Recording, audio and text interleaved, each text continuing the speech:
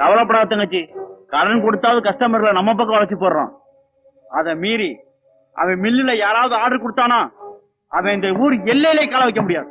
அது செய்.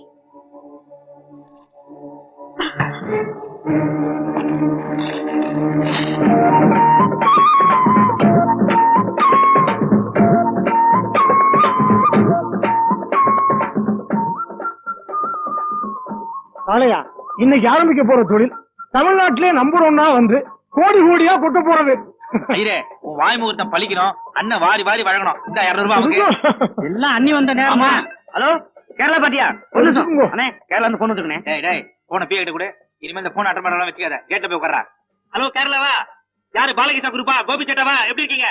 10 லட்சம் ரூபாய் சரக்கு ஒண்ணு அனுப்பணுமா? ஒரு நிமிஷம் அண்ணியை கேட்டு சொல்றேன்.